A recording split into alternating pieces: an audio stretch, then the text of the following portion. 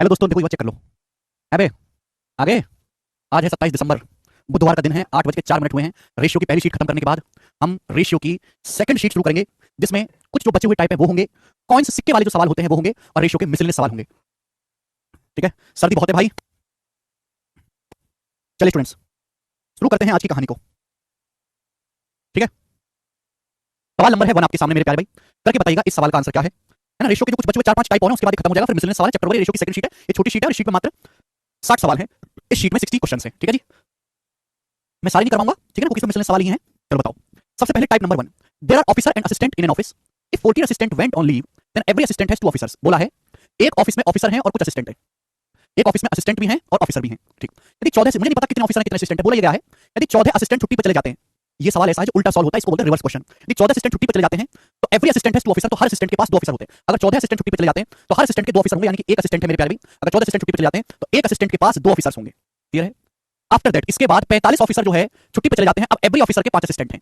इसके बाद यदि 45 ऑफिसर छुट्टी पर चले जाते हैं, जितने ऑफिसर थे उसमें से 45 ऑफिसर्स अगर छुट्टी पर चले जाते हैं, 45 ऑफिसर्स अगर छुट्टी पर चले जाते हैं तो हर ऑफिसर के, प्रत्येक ऑफिसर के 5 असिस्टेंट है। इसका मतलब कि अब अगर एक ऑफिसर है तो उसके पास 5 असिस्टेंट है, 5 असिस्टेंट्स। क्लियर है। तो आपसे पूछा शुरुआत में कितने असिस्टेंट थे, शुरुआत में कितने असिस्टेंट थे आपसे पूछा गया। देखो, जब भी ऐसा कोई क्वेश्चन आएगा तो हमेशा ऐसे सवालों को उल्टा सॉल्व करना आपको शुरू करना है। मुझे नहीं पता कि शुरुआत में कितने ऑफिसर हैं कितने असिस्टेंट हैं, मुझे ये पता ही नहीं है। बोला अगर 14 असिस्टेंट छोड़ के चले जाते हैं तो प्रत्येक असिस्टेंट के लिए 2 ऑफिसर होते हैं, यानी कि अब एक असिस्टेंट है तो ऑफिसर है 2।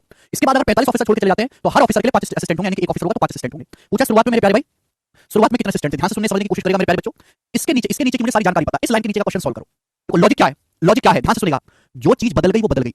अभी जो चीज नहीं बदली वो तो बराबर होनी चाहिए। अब जैसे हमारे पास ऑफिस है, ऑफिस में ऑफिसर छोड़ के चले गए, असिस्टेंट नहीं गए, तो असिस्टेंट की संख्या तो बराबर होनी चाहिए। तो जो चीज कांस्टेंट है उसकी वैल्यू को इक्वल करना है। अगर आप यहां पे ध्यान से देखो, 45 ऑफिसर छोड़ के चले गए, असिस्टेंट नहीं गए, तो असिस्टेंट की संख्या सेम होनी चाहिए। भाई यहां 5 असिस्टेंट है, यहां 1 असिस्टेंट है, गलत बात है।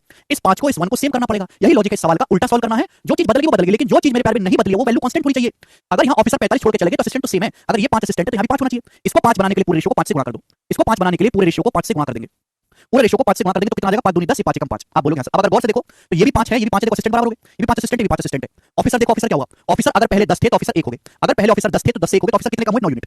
ऑफिसर अगर 10 थे तो 10 से 1 हो गए, कितने कम हुए, 9 यूनिट। सवाल के अकॉर्डिंग ऑफिसर कितने कम हुए, 45। 9 यूनिट की वैल्यू 45 है, 5 गुना। अगर 9 की वैल्यू 5 गुना है, आपसे पूछा शुरुआत में असिस्टेंट कितने थे। अगर 1 यूनिट की वैल्यू 5 है तो 5 की वैल्यू कितनी आएगी, 25। अगर 1 यूनिट की वैल्यू 5 है, 9 की वैल्यू 45 है, तो 1 की वैल्यू 5 है तो 5 की वैल्यू आ गई 25। अब सुनो, आपसे पूछा शुरुआत में कितने असिस्टेंट है। देखो शुरुआत में 14 असिस्टेंट छोड़ के जाने के बाद 25 है। जब 14 असिस्टेंट छोड़ के चले गए तब 25 असिस्टेंट बचे, तो शुरुआत में कितने असिस्टेंट रहे होंगे। जब 14 असिस्टेंट छोड़ के चले गए तब 25 बचे, तो शुरुआत में होंगे 25 से 14 ज्यादा 39, यानी कि स्टार्टिंग में बी ऑप्शन 39 असिस्टेंट थे। ये इस सवाल का सॉल्यूशन हो गया।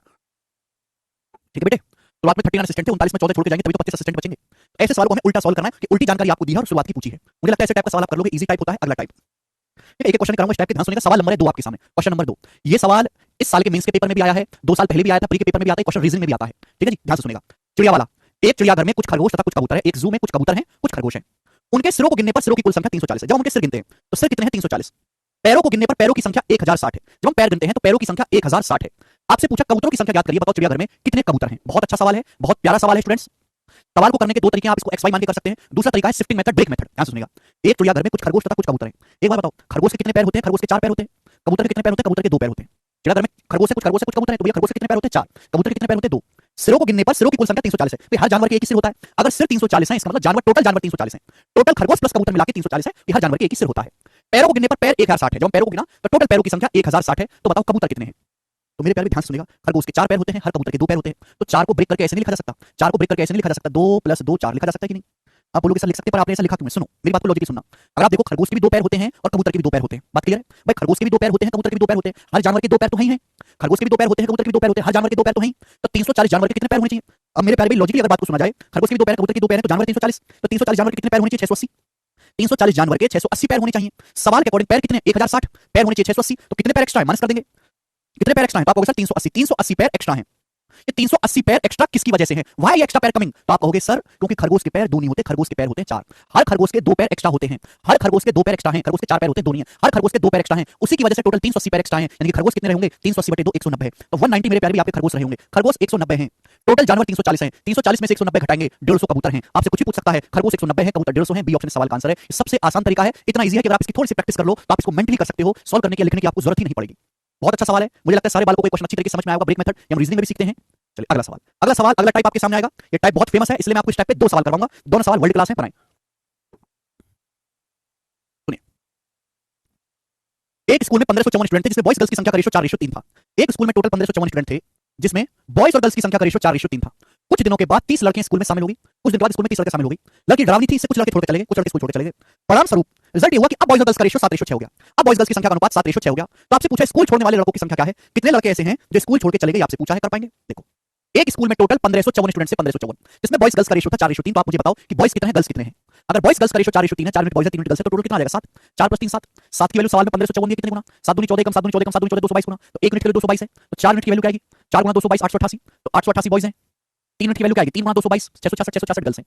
तो मेरे प्यारे भाई, आप यहां से बॉयज और गर्ल्स की संख्या निकाल लीजिए, कोई तकलीफ? 7 यूनिट के लिए 1554, 1 यूनिट के लिए 222, तो 4 के लिए 888 और 3 के लिए 666। 888 बॉयज है, 666 गर्ल्स है। हुआ क्या कि कुछ दिन के बाद 30 लड़के स्कूल में शामिल हो गई। कुछ दिन के बाद 30 गर्ल्स स्कूल में शामिल हो गई। लड़कियां 666 है, 30 गर्ल्स स्कूल में शामिल हो गई, तो लड़की कितनी हो जाएंगी? अब 696, 696 लड़कियां होंगी। कुछ लड़के स्कूल छोड़ के चले गए, कुछ लड़के जो है स्कूल छोड़ के चले गए मेरे प्यारे भाई। और अब बॉयज गर्ल्स की संख्या का रेशो कितना हो गया? बॉयज गर्ल्स की संख्या का अनुपात 7:6 हो गया। अभी पहले बॉयज गर्ल्स थे ये 30 लड़के स्कूल में शामिल, तो लड़कियों की 696। अब बॉयज गर्ल्स की संख्या का रेशो 7:6 हो गया। कितना हो गया? लड़कियों की संख्या का अनुपात 7:6 हो गया। लड़की है कितनी? 696, कितने गुना है? 6 की वैल्यू 696 116 गुना, तो 7 यूनिट की वैल्यू 116 गुना होगी। अभी लड़के कितने होंगे स्कूल में? 7 के लिए 116 700 112 812, यानी कि अभी स्कूल में 812 बॉयज हैं, 812। ठीक है ना? तो आपसे पूछा कितने बॉयज छोड़ के चले गए? पहले 888 बॉयज थे, बॉयज 812, तो कितने छोड़ के चले गए? घटा देंगे 76। 76 बॉयज स्कूल छोड़ के चले गए। ए ऑप्शन सवाल का आंसर है ए। मुझे लगता है आपको बात अच्छी तरीके से समझ में आई है। बिल्कुल बेसिक सवाल है, इस सवाल में कोई परेशानी तो तकलीफ है नहीं बच्चों को। आगे चलेंगे। एक और क्वेश्चन ऐसा ही, ये सवाल आया है एमटीएस 2030 की परीक्षा में, हमें करके बताएंगे जी सवाल का क्या आंसर है। फटाफट करेंगे सब लोग जल्दी से। ये बेसिक है राहुल जी, ये बेसिक था बेटा, ये बेसिक था, आपको यही सीखना है और कोई बेसिक होता ही नहीं है। अगला सवाल ऐसा ही 1650, दो क्वेश्चन करवाना, इस टाइप के टाइप बहुत फेमस है, पेपर में काफी ज्यादा आता है। 1650 स्टूडेंट के स्कूल में लड़कों की संख्या का लड़कियों की संख्या से अनुपात 6:5 है। 1650 स्टूडेंट के स्कूल में बॉयज गर्ल्स की संख्या का रेशो 6:5 है। बॉयज गर्ल्स की संख्या का रेशो 6:5 है। 124 नए स्टूडेंट को एडमिशन दिया जाता है, 124 नए बॉयज को एडमिशन दिया जाता है और कुछ नई लड़कियों को प्रवेश दिया जाता है, तो रेशो बदल के 4:3 हो जाता है। तो आपसे पूछा है न्यूली एडमिटेड गर्ल्स का न्यूली एडमिटेड बॉयज से क्या रेशो है, नव प्रवेशित लड़कियों का नव प्रवेशित लड़कों से अनुपात क्या है? एक बार बताओ, एक स्कूल में 1650 स्टूडेंट है, जिसमें बॉयज गर्ल्स का रेशो कितना है? 6:5। तो बताओ कितने बॉयज हैं कितने गर्ल्स हैं? टोटल क्या होगा? टोटल होगा 6 + 5 11, टोटल स्टूडेंट्स हो गए 11, 6 और 5 11, 11 की वैल्यू 1650 है, कितने गुना 150 गुना? 1 यूनिट की वैल्यू 150 आ गई, तो बॉयज हैं 6 यूनिट की वैल्यू आएगी 6 गुना 150 900, यानी कि 900 बॉयज हैं। गर्ल्स कितने? 5 यूनिट, 5 की वैल्यू कितनी? 5 की 150 में गुना 750, तो स्कूल में 900 बॉयज हैं, 750 गर्ल्स हैं। वो क्या 124 नए बॉयज को एडमिशन दिया जाता है। 124 जो है नए बॉयज को एडमिशन दिया जाता है, 124 नए बॉयज को एडमिशन दिया जाता है, कुछ नई गर्ल्स को एडमिशन दिया जाता है, कुछ नई गर्ल्स को एडमिशन दिया जाता है। अब बॉयज गर्ल्स का रेशो 4:3 हो गया। 900 बॉयज थे, 124 नए बॉयज आए, तो बॉयज कितने हो गए? 1024। हमें नहीं पता भी गर्ल्स कितनी है, लेकिन बॉयज और गर्ल्स की संख्या का रेशो क्या हो गया? अब बॉयज और गर्ल्स की संख्या का रेशो हो गया 4:3। बॉयज गर्ल्स की संख्या का रेशो 4:3 हो गया। बॉयज कितने? 1024। 4 के लिए 1024 से कितने गुना? 4 दूनी 8, 4 पंजे भी 4 24 256 गुना, तो 3 यूनिट की वैल्यू 256 गुना होगी, कितना आएगा भाई? 750 + 18 768 आएगा। यानी कि मेरे दोस्तों गर्ल्स पहले 750 थी, 750 से 768 गर्ल्स होगी, तो गर्ल्स कितनी बढ़िया 18। तो नई 18 लड़कियों ने एडमिशन लिया, 18 न्यू गर्ल्स ने एडमिशन लिया है। सवाल में पूछा क्या है? सवाल पूछा है कि जो नई गर्ल्स एडमिशन ली हैं और जो नए बॉयज एडमिशन लिए हैं उनका रेशो बताओ। न्यूली एडमिटेड गर्ल्स का न्यूली एडमिटेड बॉयज से रेशो बताना है। पहले गर्ल्स है, कितनी नई लड़कियों ने एडमिशन लिया? 18। कितने नए बॉयज ने एडमिशन लिया? 124। तो आपको 18 से 124 का रेशो पूछा है, ये 2 से जाएगा 9 बार, ये बजाएगा 62, 9:62 सवाल का आंसर था डी ऑप्शन 9:62। 62:9 नहीं है, जो जोश में बच्चे सवाल का आंसर 62:9 लगा देंगे, आंसर ये नहीं है, आंसर डी ऑप्शन है। आपने सवाल ही ढंग से नहीं पढ़ा, खरगोश घटा दिया बेटा 340 में से। न्यूली एडमिटेड गर्ल्स का न्यूली एडमिटेड बॉयज से रेशो बताना है, तो कितनी नई लड़कियों ने एडमिशन लिया? 18। पहले गर्ल्स फिर बाद में बॉयज। बॉयज कितना है? 18 से 24 का रेशो मेरे प्यारे भाई 9:62 आएगा। ठीक है, हल्का सा चेंज है सवाल में, मैंने आपको दोनों 2 क्वेश्चन करा दिए, इस पे बिल्कुल लेटेस्ट सवाल है, आपको समझ में आया होगा। ठीक है, आगे चलते हैं। अगला क्वेश्चन आपके सामने सवाल नंबर 5 बनाएं। सवाल नंबर 5 है मेरे प्यारे, करिएगा।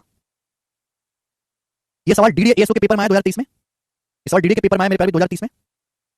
ये सवाल इंडिया के हर सरकारी एग्जाम में आ चुका है।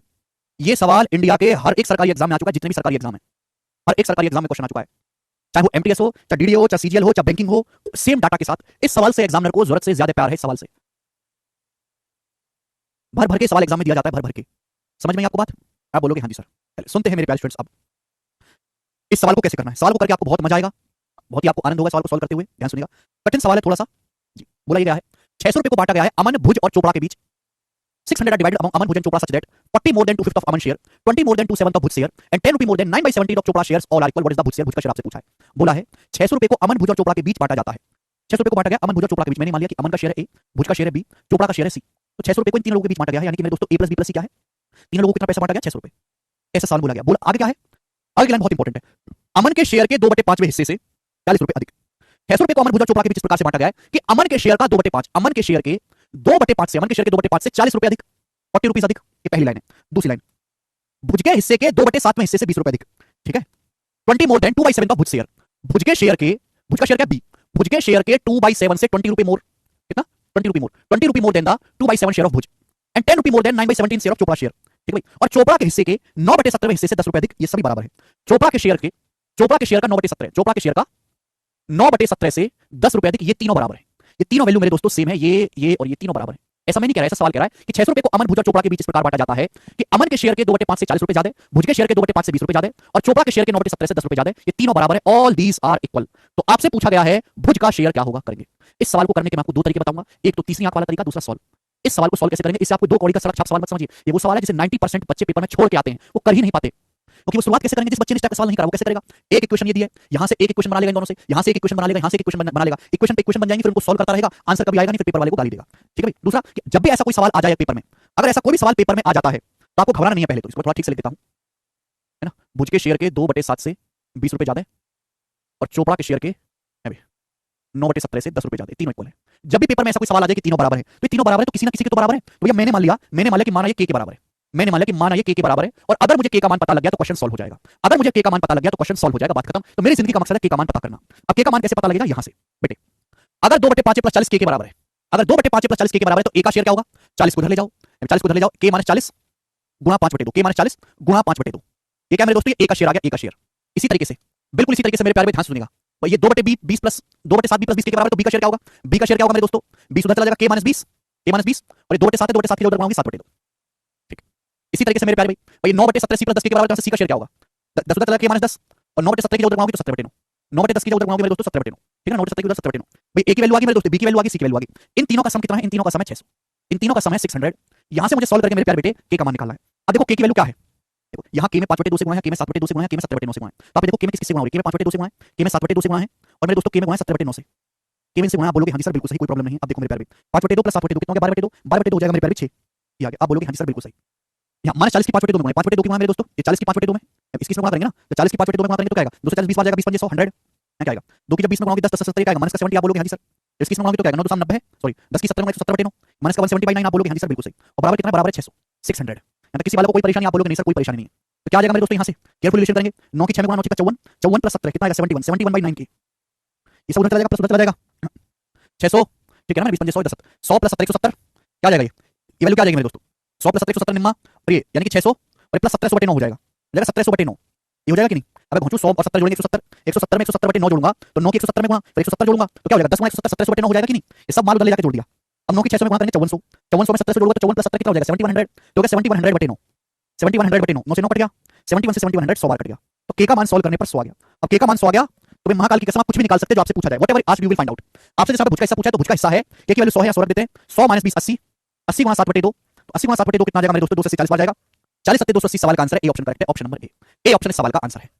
एक जगह सॉल्व करेंगे, 100 - 20 80, 80 गुणा 7/2 40 7 280, 280 इज द आंसर, बात समाप्त। ठीक है, आप कहोगे सर कोई बेसिक शॉर्टकट नहीं है क्या, इस सवाल को सॉल्व करने का कोई शॉर्टकट नहीं है, यही सवाल को करने का सबसे आसान तरीका है। ठीक है, अगर आप पूरा सॉल्व करना चाहते हैं, अगर आप इस सवाल को सॉल्व ही नहीं करना चाहते मेरे दोस्तों, तो फिर आप इस सवाल को हिट एंड ट्रायल से करें मेरे प्यारे भाई, ये सब बकवासबाजी ना पेलें। आपको सवाल में मेरे दोस्तों करना तो यही है, जब भी ऐसा क्वेश्चन आए तो क्या करेंगे, 2/5 + 40 बराबर 2/5 + 20 बराबर 9 + 9/17 + 10 बराबर के, भुज का शेयर पूछे, भुज का शेयर आएगा, ये आएगा भुज का शेयर, ये भुज का शेयर है। ठीक है भाई, भुज का जो भी शेयर आएगा मल्टीप्लाई 7 है, 7 का मल्टीपल आएगा, 7 का मल्टीपल ये नहीं है, ये नहीं है, ये नहीं है, 7 का मल्टीपल है, ये सॉल्व हो गया। ठीक है भाई, ये हो गया सॉल्व। ठीक है, तो आपको ऑप्शन से करना पड़ेगा, यहाँ से के की वैल्यू निकलेगी, के की वैल्यू ऐसी तो होगी नहीं कि बटे 7 तो नहीं कट पाएगा ना, के में बटे 7 आएगा, और जब के की वैल्यू बटे 7 आएगी तो ये सब फ्रैक्शन में चला जाएगा भाई, मुश्किल होगी बहुत ज्यादा, तो इस वजह से 7 का मल्टीपल तो आने आना है, एक ही ऑप्शन है, आप ऑप्शन से भी कर सकते हो, लेकिन प्रॉपर मेथड आपको आना चाहिए। ठीक है ना, तो ये हो गया मेरे दोस्तों, आपके मैंने सवाल करवा दिए, छठा सवाल खुद से ट्राई करना। अब यहाँ से आ जाते हैं अगला टाइप, अगला और आखिरी टाइप है रेशियो के सवालों का, आखिरी। ठीक है ना, चलिए मेरे प्यारे, आखिरी 2 टाइप और है, 2 4 3 4 टाइप और है भी तो।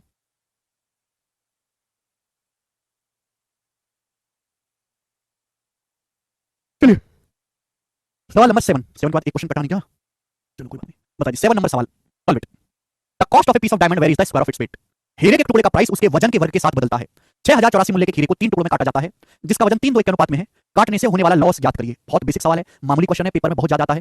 बोला है हीरे के टुकड़े का जो प्राइस है, हीरे के टुकड़े का जो प्राइस है वो उसके वेट के स्क्वायर के डायरेक्टली प्रोपोर्शनल है, यानी कि जितना हीरे के टुकड़े का वेट होगा उस वेट के स्क्वायर के रेशियो में हीरे के टुकड़े का प्राइस होगा। अब एक हीरा है 6084 रुपए का, इसको 3 टुकड़ों में बांटा जाता है, तीनों टुकड़ों का वजन है 321। तो हीरे का एक टुकड़ा था, उसको 3 हिस्सों में बांट दिया आपने, 321 321। तो ओरिजिनल टुकड़े का वजन क्या होगा, 3 और 2 5 6, ओरिजिनल टुकड़े का वेट 6 होगा कि नहीं होगा, ओरिजिनल टुकड़े का वेट 6 होगा कि नहीं, ओरिजिनल टुकड़े का वेट 6 होगा कि नहीं, 6 को 3 में ब्रेक करेंगे 3 to 1।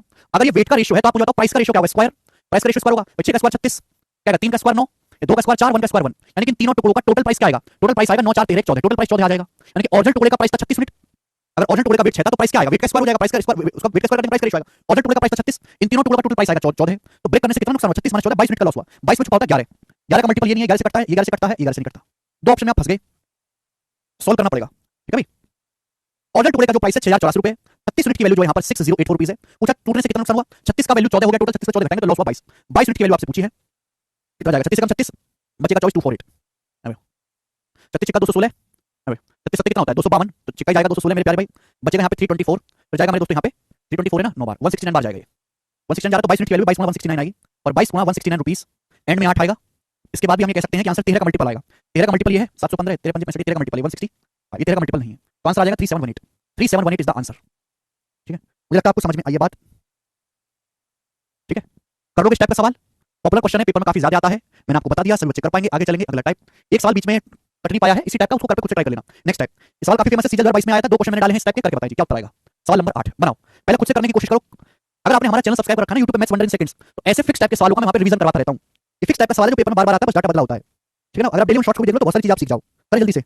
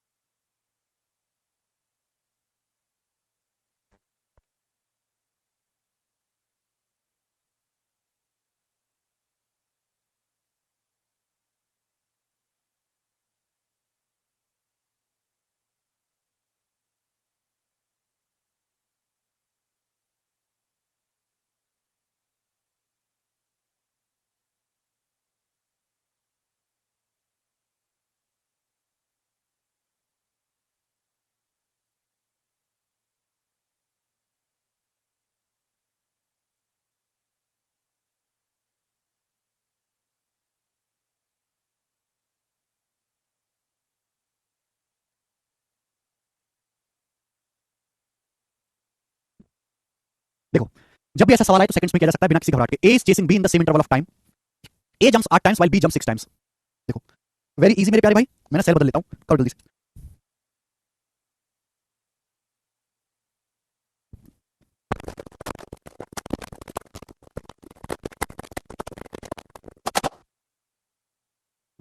नाउ केयरफुली लिसन करेंगे। A is chasing B in same interval of, A जो है बी का पीछा कर रहा है, यहां से सुनिएगा, ए जो है बी का पीछा कर रहा है, समान समय में ए 8 बार कूदता है, बी 6 बार कूदता है। देखो, एक नीचे एक का डाटा लिखना, बी के नीचे बी का डाटा लिखना है। जितने टाइम में ए 8 बार कूदता है उतने टाइम में बी 6 बार कूदता है। लेकिन ए द्वारा 7 कूदों में तय की दूरी ठीक वही है जो बी द्वारा 5 कूदों में तय की जाती है, but the distance covered by A in 7 jump, A द्वारा 7 जंप में तय की दूरी और बी द्वारा 5 जंप में तय की दूरी बराबर है। ठीक है, तो आपसे पूछा ए और बी की स्पीड का रेशियो क्या है, ए और बी की स्पीड का रेशियो क्या है आपसे पूछा है मेरे दोस्तों, घबराना बिल्कुल भी नहीं है। जब भी ऐसा सवाल आए तो आप इनका इस तरीके से रेशियो बना लो, इन दोनों रेशियो को डिवाइड करना होता है अभी। एक नीचे एक का डाटा लिखो, बी के नीचे बी का डाटा लिखो, ऐसे क्रॉस मल्टीप्लाई कर दो, 8 पंजे 40, 7 6 42, 40 और 42 का रेशियो आ गया 20 रेशियो 21। सवाल का आंसर है, लॉजिक के पीछे मत भागिएगा, बहुत कंफ्यूजिंग है, इसलिए ध्यान रखिए, ये बहुत बड़ी बात है। ऐसा ही सवाल एक और है कुत्ता खरगोश का। A dog takes 5 leaps for every 6 leaps of hare, ये डॉग है हेयर है। एक कुत्ता खरगोश की प्रत्येक 6 छलांग के लिए 5 छलांग लेता है। ठीक है ना, यानी कि जितने टाइम में खरगोश 6 छलांग मारता है उतने टाइम में डॉग 5 छलांग मारता है। A dog takes 5 leaps for every 6 leaps of hair, dog 5 छलांग मारता है उतने टाइम में खरगोश 6 छलांग मारता है, but 4 leaps of dogs are equal to 5 leaps of hair। कुत्ते की 4 छलांग जो है खरगोश की 5 छलांग के बराबर है। कुत्ते और खरगोश की स्पीड का रेशियो क्या है, दोनों रेशियो को डिवाइड करने के लिए क्रॉस मल्टीप्लाई, 5 25 25 4 24, बेस्ट तरीका है। आंसर आ गया 25 रेशियो 24, यही सवाल का आंसर है, ऑप्शन नंबर यहां से सी करेक्ट है, बात खत्म। यही सवाल आएगा पेपर में बार-बार, डाटा चेंज होगा, बस आप उड़ा दीजिएगा। अगला, अब यहां से लास्ट टाइप आ जाता है रेशियो में कॉइंस वाले सवाल। आपने अक्सर पेपर में देखा होगा कॉइंस सिक्के वाले सवाल आते हैं। ठीक है जी, कैसे सवाल आते हैं, कॉइंस वाले सवाल आते हैं। तो मैं कॉइंस वाले सवाल कराऊंगा, 3-4 वैरायटीज पे बनती है, मैं आपको सारी करा दूंगा। चलिए, सवाल है, Hriday opened her piggy bank and found coins of denomination 1 rupee 2 rupee and 10 rupee, 1 rupee 2 rupee 5 rupee रहेगा, यहां पे टाइप होना 1 rupee 2 rupee 5 rupee and 10 rupees in the ratio 10 5 to 1। If there are 72 coins in all then how much money was there in piggy bank in form of coins. Bag में सिक्कों के रूप में गुल्लक में राशि कितनी थी। ध्यान से सुनिएगा मेरी बात को बहुत प्यार से। हृदय जो है अपना गुल्लक खोलता है तो उस गुल्लक में 1 रुपए 2 रुपए 5 रुपए और 10 रुपए के कॉइंस हैं। हृदय भाई जब अपने गुल्लक खोलते हैं तो उसमें 1 रुपए 2 रुपए 5 रुपए 10 रुपए के कॉइंस हैं। और कॉइंस की संख्या क्या है, नंबर ऑफ कॉइंस का रेशियो क्या है, कॉइंस की संख्या क्या है मेरे दोस्तों, कॉइंस की संख्या है 10 रेशियो 5 रेशियो 2 रेशियो 1। क्या हुआ है, ये सिक्कों की संख्या का अनुपात है, सिक्कों की संख्या दी नहीं है, सिक्कों की संख्या का अनुपात दिया है कि हृदय भाई के पास एक गुल्लक है जिसमें 1 रुपए 2 रुपए 5 रुपए 10 रुपए के सिक्के हैं और सिक्के 10 5 2 1 के अनुपात में हैं। यदि इस गुल्लक में कुल 72 सिक्के हैं तो बताओ सिक्कों में राशि कितनी है। ये नंबर ऑफ कॉइंस का रेशियो है। तो आप मुझे बताओ वैल्यू ऑफ कॉइंस का रेशियो क्या आएगा, वैल्यू ऑफ कॉइंस की वैल्यू क्या होगी। देखो, जैसे आपके पास 5 रुपए का एक कॉइन है, कॉइन कितना है आपके पास, एक, लेकिन उसकी वैल्यू कितनी है 5 रुपए। अगर आपके पास सपोज 5 रुपए के 3 कॉइन है तो उनकी वैल्यू क्या आएगी मेरे दोस्तों, 5 दिया 15 15। तो नंबर ऑफ कॉइंस अलग चीज है, वैल्यू ऑफ कॉइंस अलग चीज है। सिक्कों की संख्या जो है नंबर ऑफ कॉइंस काउंट करके आता है, वैल्यू ऑफ कॉइंस जो है इस सिक्कों पे जो वैल्यू लिखी हुई है उसको नंबर ऑफ कॉइंस से गुणा करने पर आता है। जैसे सुनो, आपको सवाल में रेशियो दिया, एग्जैक्ट वैल्यू तो दी नहीं है, रेशियो से सॉल्व हो जाएगा। जैसे सपोज 1 रुपए के 10 सिक्के हैं तो उनकी वैल्यू क्या आएगी, अगर 1 रुपए के 10 सिक्के हैं तो उनकी वैल्यू 10 रुपए होगी 10 यूनिट। अगर 2 रुपए के 5 सिक्के तो उनकी वैल्यू क्या आएगी 2 पंजे 10 10 यूनिट। अगर 5 रुपए के 2 सिक्के तो उनकी वैल्यू क्या आएगी 5 दूनी 10 10 यूनिट। अगर 10 रुपए का एक सिक्का है तो उसकी वैल्यू आएगी 10 से कम 10 यूनिट। तो टोटल सिक्कों की जो वैल्यू आएगी 10 प्लस 10 प्लस 10 प्लस 10 40 हो जाएगी। टोटल सिक्कों की वैल्यू आएगी 40 यूनिट। अब सवाल के अनुसार सिक्के कितने 72 सिक्के हैं। सिक्के हैं कितने मेरे सवाल में 10 5 15 2 17 टोटल 18 है। टोटल कॉइंस है कितने 18। सवाल के अकॉर्डिंग कॉइंस है कितने 72। तो 18 की वैल्यू 72 है 4 गुना। मैंने सिक्कों की संख्या को 4 गुना कर दिया तो कॉइंस की वैल्यू भी 4 गुना हो जानी चाहिए। तो 40 का 4 गुना 160 सवाल का आंसर आएगा ए ऑप्शन 160। ऐसा नहीं करना कि मैं पहले सारे सिक्कों की संख्या निकालूं फिर सॉल्व करूं, वो आपको नहीं करना है। ठीक है, तो ये सवाल मैंने केवल आपका कांसेप्ट क्लियर करवाने के लिए है। अगला सवाल तो आपके सामने ये आएगा जी, करके बताएं। करो स्टूडेंट्स। सवाल नंबर स्टूडेंट आपके सामने 11। बहुत प्यारा सवाल है, बहुत मजा आएगा ये सवाल आपको करने में। बनाएं।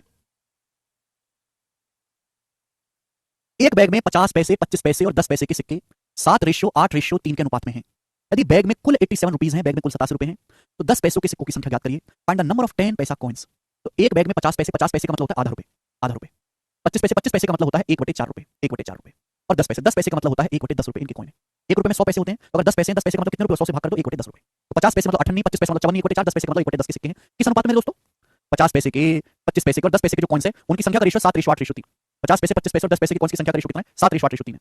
यदि बैग में कुल 87 रुपीज है, टोटल बैग में मेरे दोस्तों 27 रुपए हैं, तो आपसे पूछा गया 10 पैसों के सिक्कों की संख्या, नंबर ऑफ कॉइन्स 7:8:3 के रेशियो में। तो मेरे दोस्तों इन कॉइन्स की वैल्यू क्या होगी, इन कॉइन्स की वैल्यू क्या होगी मेरे दोस्तों। क्योंकि सवाल में डाटा आसान है, कोई बहुत ज्यादा मुश्किल डाटा तो है नहीं। अगर मेरे दोस्तों 1/2 रुपए के 7 सिक्के हैं, 1/2 रुपए के 7 सिक्के, तो वैल्यू कितनी हो जाएगी 3.5। अगर 50 पैसे के 7 सिक्के हैं तो वैल्यू 3.5 होगी। अगर चवन्नी आपके पास 8 है, 1/4 रुपए के 8 सिक्के, 1/4 रुपए के 8 सिक्के, तो वैल्यू कितनी आ जाएगी 2। 10 पैसे के 3 सिक्के हैं तो वैल्यू कितनी आ जाएगी 0.3। 30 पैसे मतलब 0.3। 0.3 आप बोलोगे हाँ जी सर बिल्कुल सही 0.3। तो टोटल वैल्यू कितनी आ जाएगी बैग्स में सिक्कों की, टोटल वैल्यू आ जाएगी भाई 5.8। 3 2 5 और 0.5 और 0.3 5.8। टोटल वैल्यू आ जाएगी 5.8। सवाल में सर बैग में कुल कितने पैसे 87 रुपीज, 5.8 की वैल्यू 87 रुपीज है। बताओ कितने गुना, कितने टाइम्स है। यहाँ पे दशमलव हटाएंगे तो जीरो वाला